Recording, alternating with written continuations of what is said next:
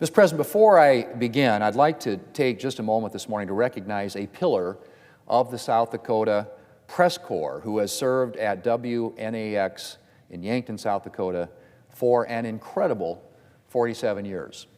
His name is Jerry Oster, and he truly is an institution on the media landscape in South Dakota. Jerry joined WNAX as news director in September of 1976, and he's become one of the most familiar and beloved voices on the airwaves in South Dakota.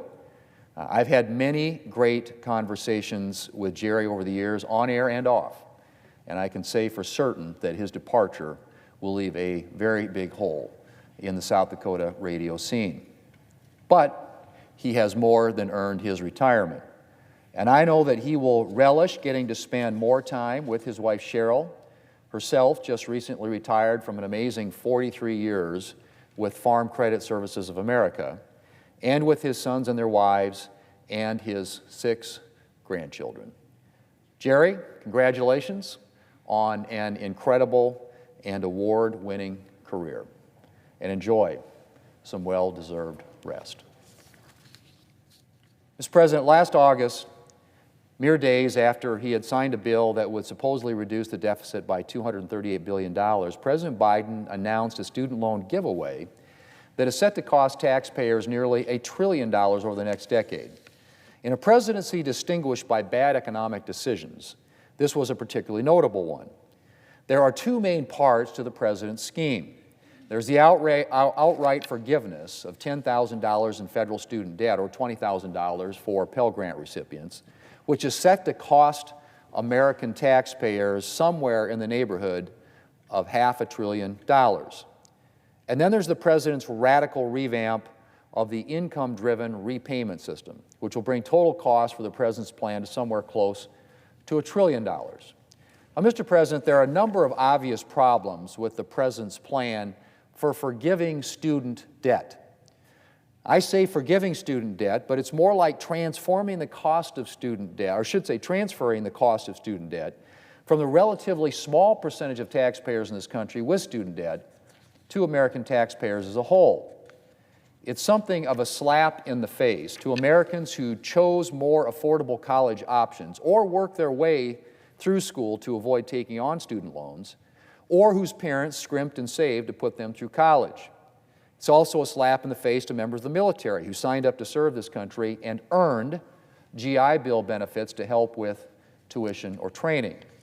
Not to mention that negating this popular benefit could drag down recruitment and retention.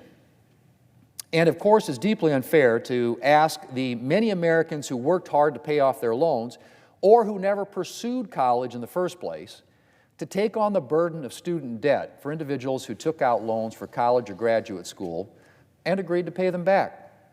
And let's remember, Mr. President, we're asking taxpayers at large to foot the bill for student loan cancellation for Americans who enjoy greater long-term earning potential than many of the Americans who will be helping to shoulder the burden for their debts. The President's student loan giveaway isn't a government handout for the needy. It's a government handout that will be disproportionately beneficial to Americans who are better off. It's ironic coming from someone who claims he wants to build the economy from the bottom up and the middle out. The President's student loan giveaway is decidedly more top-down. Let's face it. And speaking of the economy, Americans continue to struggle with the effects of the Democrat-driven inflation crisis that has beset our economy for most of the President's administration. Prices are up 16% on average since the President took office, and we're nowhere near getting back to the target inflation rate of 2%. And what is the President's student loan plan almost guaranteed to do? In the words of the Nonpartisan Committee for a Responsible Federal Budget, where the President's own Treasury Secretary served on the board, the President's student loan giveaway will, and I quote, meaningfully boost inflation.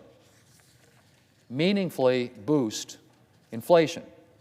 Well, Mr. President, I've talked about the forgiveness part of the President's plan and how fundamentally unfair it is. But that's only half of the President's student loan giveaway. And the other half is just as problematic because it sets up a system in which the majority of federal borrowers will never fully repay their loans.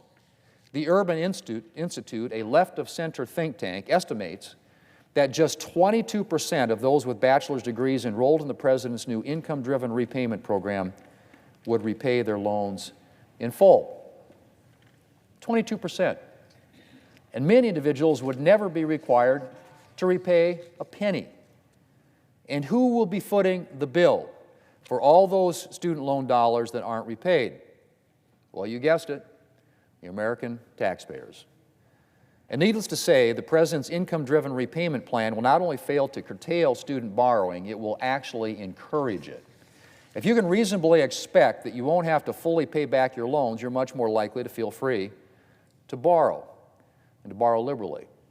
And of course, neither the students, or the President's, I should say, outright student loan forgiveness, nor his forgiveness masquerading as income-driven repayment will do anything to address the problem of soaring college costs. In fact, the President's student loan giveaway is likely to make the problem worse. You only have to look at what happened when Democrats forced through their $7,500 tax credit for Americans who purchase electric vehicles. Car manufacturers, not surprisingly, raised their prices by a similar amount. Similarly, if colleges can expect that the federal government will pick up a sizable part of the tab for their students' education, they're extremely unlikely to feel any pressing need to cut costs or to stop tuition hikes. If anything, colleges might further increase tuition and fees. Mr. President, currently the outcome of the forgiveness portion of the President's student loan giveaway is unclear. The President's legal authority for this action is dubious, and his ability to unilaterally forgive student loans that has been challenged in the Supreme Court with a decision expected within weeks. And today, the Senate looks likely to pass a resolution that would block the forgiveness part of the President's proposal. Unfortunately, the President is guaranteed to veto the measure, and there are not enough Democrats in the House and Senate to be willing to override his veto. Apparently, the possibility of garnering votes from Americans with student debt is reason enough for Democrats to ignore the blatantly regressive nature of the President's student loan giveaway and the fact that it will almost unquestionably worsen the problem of rising college costs. Not to mention the fact that it will drive up inflation and balloon the deficit. Mr. President, I haven't even mentioned the third part of the President's student loan legacy, which is the COVID-era student loan repayment pause that President Biden has extended 6 times during his presidency with no reasonable justification. That pause, which has been in place for 3 years now, cost taxpayers $5 billion per month. Fortunately, this pause is guaranteed to end thanks to the Fiscal Responsibility Act, the legislation Speaker McCarthy and President Biden agreed on to raise the debt ceiling. But while the end of the pause is a victory for taxpayers, the savings that will result pale in comparison to the tremendous costs of the President's student loan giveaway. And if the Supreme Court doesn't overturn the forgiveness portion of the President's student loan giveaway, American taxpayers will be stuck with the full, nearly $1 trillion bill. It'll be one more negative economic legacy from Democrats and the Biden administration. Mr. President, I yield the floor.